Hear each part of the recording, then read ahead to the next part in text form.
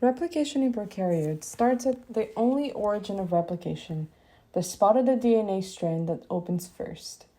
DNA is composed of nucleotides, and phosphodiester bonds are what keeps them together by connecting the 3' carbon of one nucleotide to the 5' carbon of the next. Adding a nucleotide to the structure releases 2 phosphates. To begin the process, the protein helicase attaches to the replication fork and breaks hydrogen bonds as it moves along the DNA molecule, releasing one strand from the other. To protect and stabilize that single-stranded DNA, SSB proteins bind to it to prevent it from going back to double-stranded. As we move on through the process and unwind more of the molecule, we'll introduce supercoiling to the structure. Gyrase is the enzyme that helps relieve that by attaching itself to the portions of the DNA that are about to be unwound. Now, the replication fork is open, ready to receive nucleotides. However, they can only be added by bonding to a 3' OH group. In order to start the new strand, the enzyme RNA primase will place an RNA primer down on the 5' end of the DNA strand.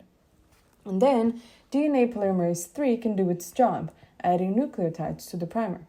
The process isn't as simple as just adding nucleotides, though. They always have to be added on the 3' end of the strand. Because DNAs are complementary of each other, during replication, one of the new strands will have its 3' end towards the replication fork, and one will have it facing away from it. The leading strand has its 3' end towards the origin of replication, and it will be continuously replicated from the 5' to the 3' end.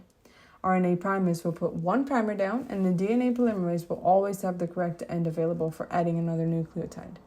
The reverse will happen on the other side, the lagging strand. It won't be able to continuously replicate because its 3' end is turned away from the origin of replication. So the primase will lay down several RNA primers staggered through the strand, and the DNA polymerase III will add nucleotides beginning on each primer and stopping before the next one, creating Okazaki fragments, discontinuous pieces of new DNA on the lagging strand. Obviously, this can't be the end result because we can't have RNA in DNA.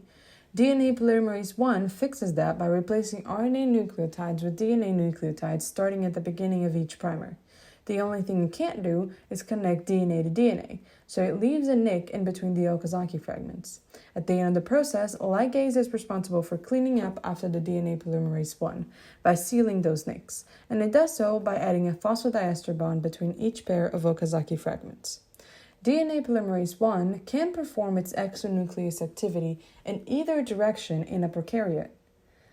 So, if it can't go from 5' to 3', it would just act in reverse and still replace the RNA material.